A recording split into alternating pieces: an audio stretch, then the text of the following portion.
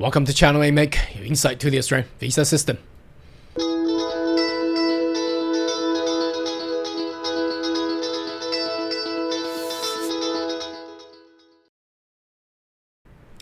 Good day everyone, my name is Carl Young, your online YouTube visa consultant.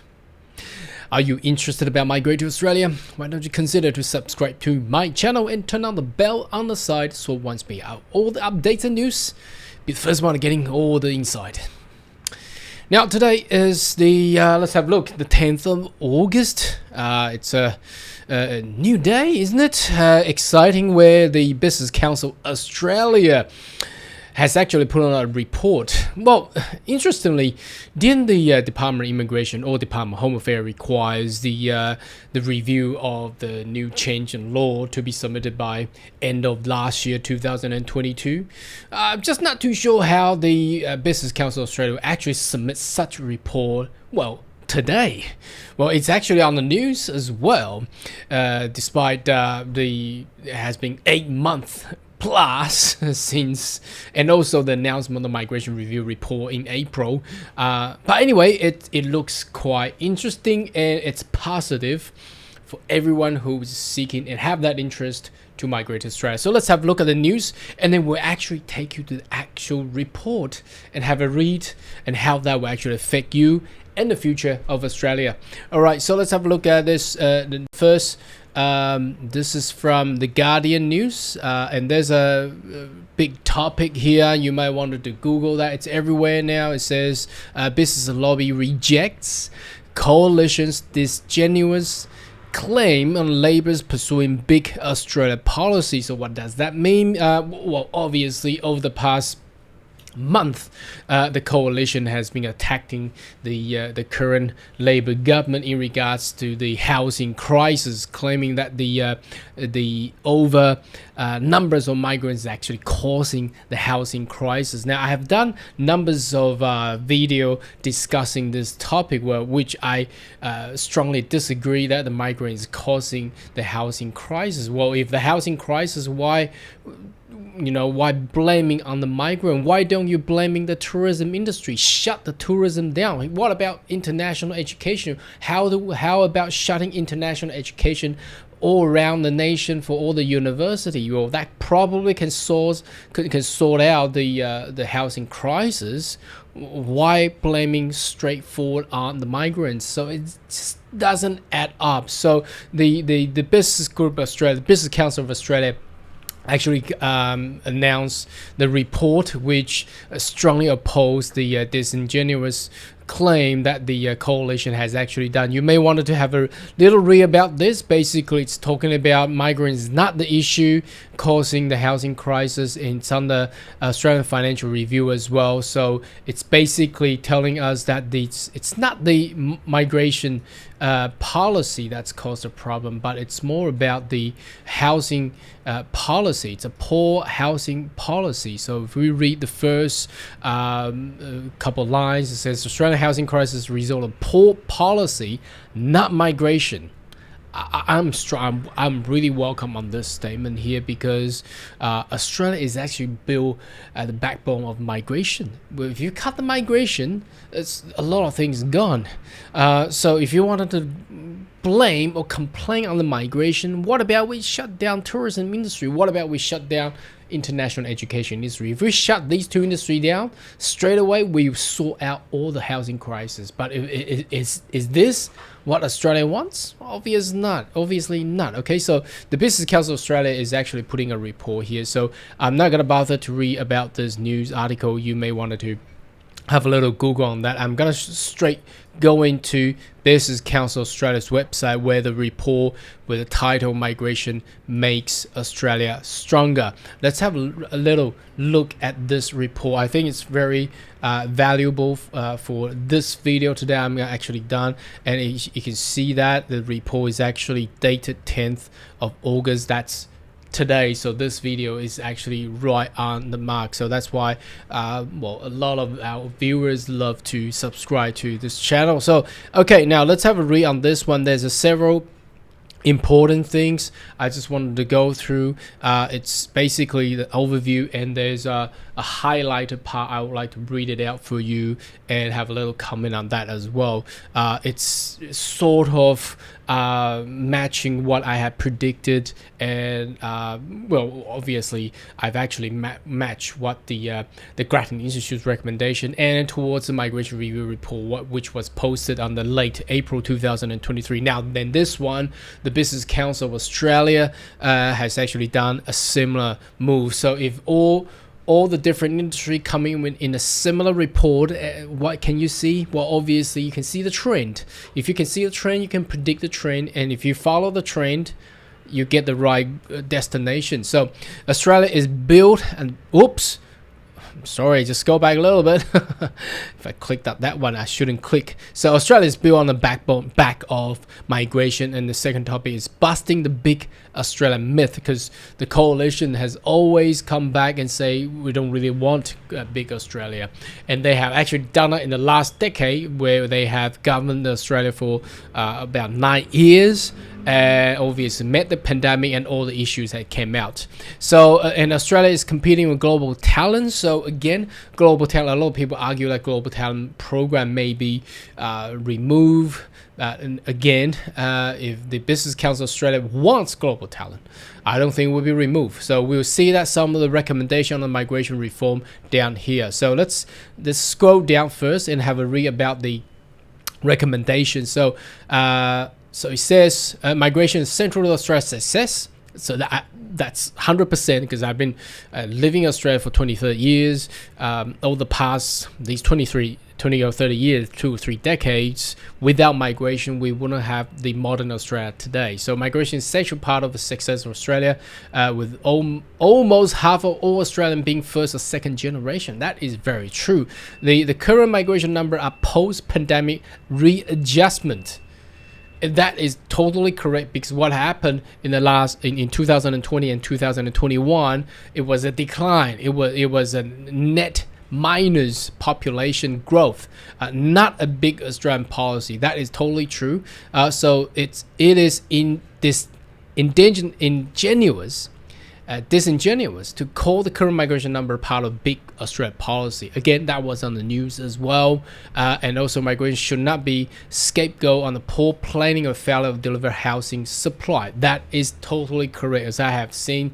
Well, what about the former government? Have they actually built enough infrastructure or transportation to actually expand the city to allow more housings? It wasn't really done.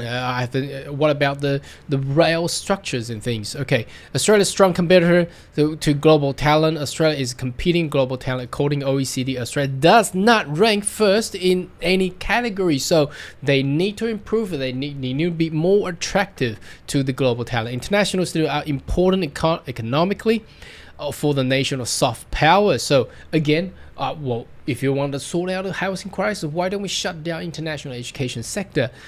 Can't, because it provides 26.5 billion last year if they shut it down.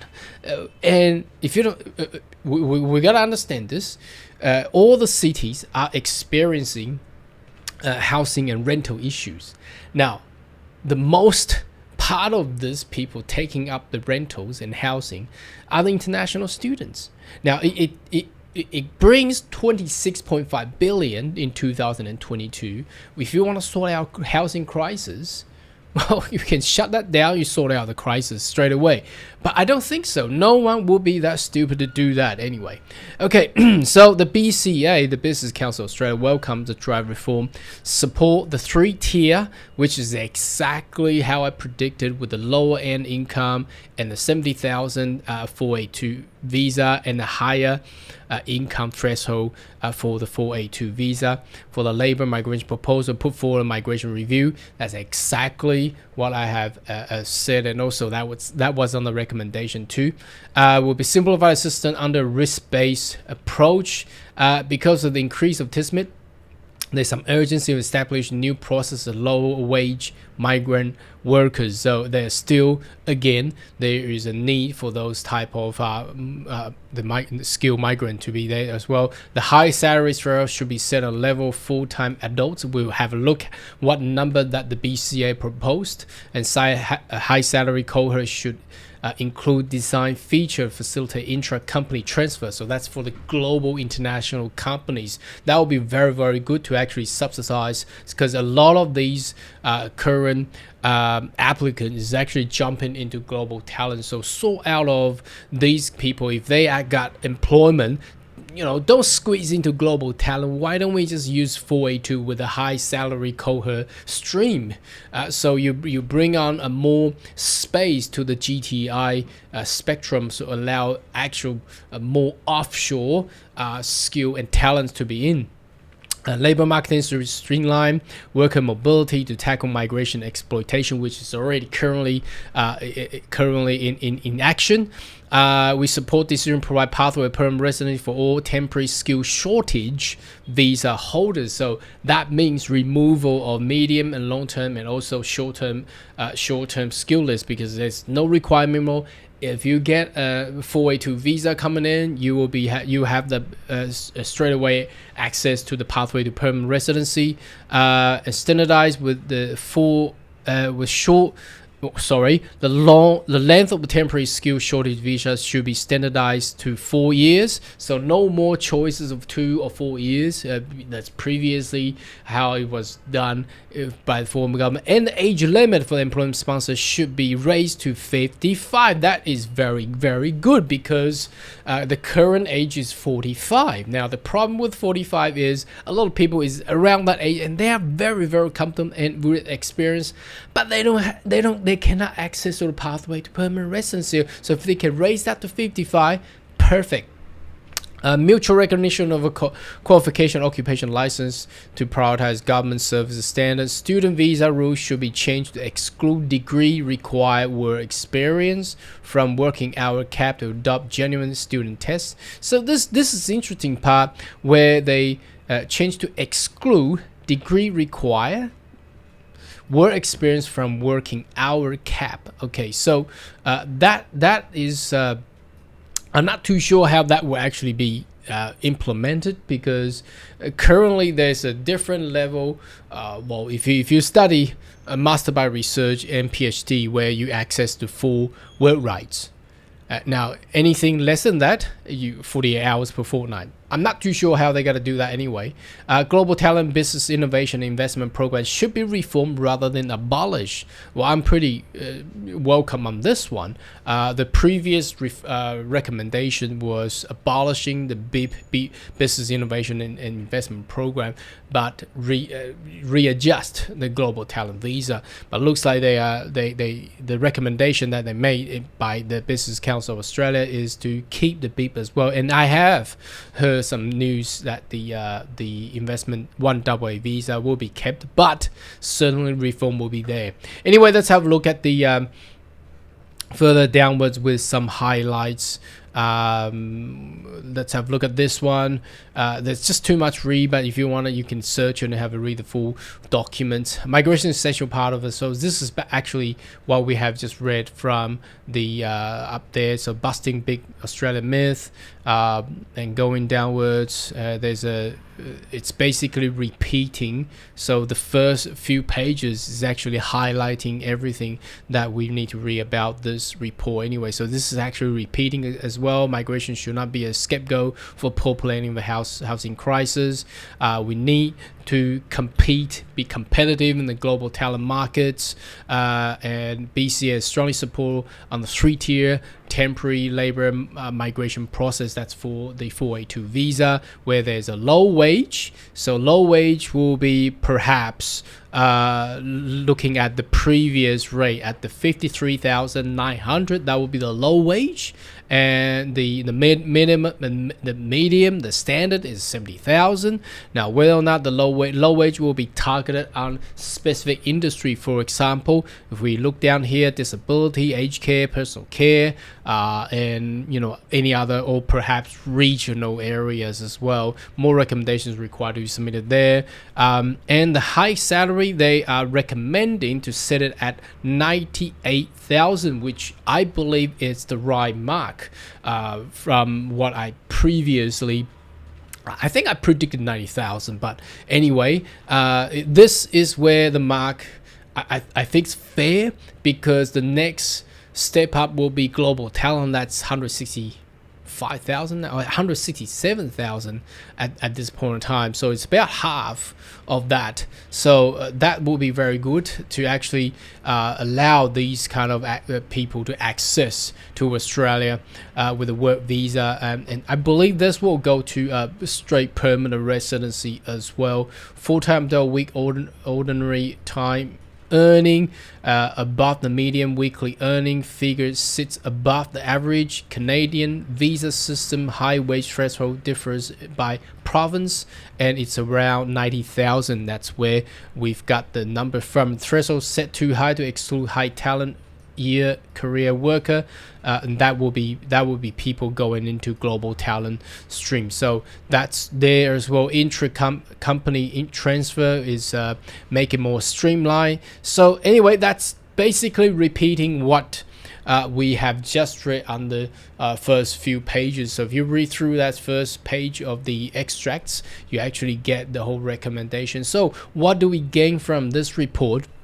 Well, what I can say is obviously the business group in Australia is not happy about how Coalition is cooking the news of the past few months about blaming migrants on the basis of housing crisis. Again, if you want to blame that, no problem. Let's shut down the tourism industry. Let's shut down the international education industry, shall we? Now, I don't think any member of the parliament from the coalition will actually say yes to this, because they know Australia is built on the backbone of the migrants.